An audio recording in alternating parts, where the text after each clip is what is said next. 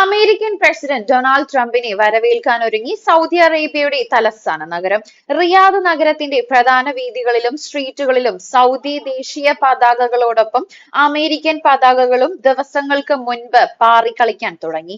രണ്ടാം തവണ പ്രസിഡന്റായ ശേഷം മിഡിൽ ഈസ്റ്റിലേക്കുള്ള ട്രംപിന്റെ ചരിത്രപരമായ ആദ്യ യാത്രയ്ക്ക് ചൊവ്വാഴ്ച റിയാദിൽ തുടക്കം കുറിക്കും. വെള്ളിയാഴ്ച വരെ 4 ദിവസത്തെ യാത്രക്കിടയിൽ സൗദി അറേബ്യയെ കൂടാതെ ഖത്തർ, UAE രാജ്യങ്ങളും സന്ദർശിക്കും.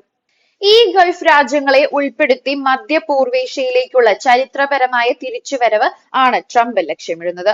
രണ്ടാം തവണ അമേരിക്കൻ പ്രസിഡന്റായ അധികാരമേറ്റതിനു ശേഷം തന്റെ ആദ്യ വിദേശയാത്ര സൗദി അറേബ്യയിലായിരിക്കുമെന്ന് ട്രംപ് വ്യക്തമാക്കിയിരുന്നു. 8 വർഷം മുൻപ് പ്രസിഡന്റ് എന്ന നിലയിൽ തന്റെ ആദ്യ വിദേശ സന്ദർശനത്തിനും തെരഞ്ഞെടുത്തത് റിയാദിനെയായിരുന്നു. ട്രംപ് ചൊവ്വാഴ്ച രാവിലെ റിയാദിലെത്തും. പിന്നീട് പോകുന്നത് ഖത്തറിലേക്കാണ്, ഒടുവിൽ UAEയിലും. തന്ത്രപരമായ സുരക്ഷാ കരാറുകളിലും സാങ്കേതിക, വ്യാപാര, നിക്ഷേപ പങ്കാളിത്തത്തിലുമായിരിക്കും സന്ദർശനം പ്രധാനമായും ശ്രദ്ധ കേന്ദ്രീകരിക്കുക. ഗസ, ഉക്രൈൻ പ്രശ്ന പരിഹാര വിഷയങ്ങളടക്കം ചർച്ചയാവുമെന്ന് കരുതുന്നു.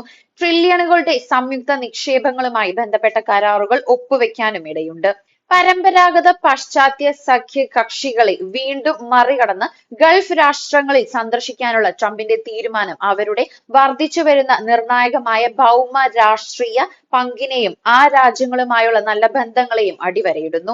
പ്രസിഡന്റ് ട്രംപിന് ഗൾഫ് യാത്ര ഒഴിവാക്കാനാവില്ലെന്നും കാരണം അദ്ദേഹത്തിന് ഏറ്റവും സന്തോഷകരമായ സ്ഥലമാണ് അവിടമെന്നും Centre for Strategic and International സ്റ്റഡീസിലെ Middle East programme director John Alterman പറഞ്ഞു.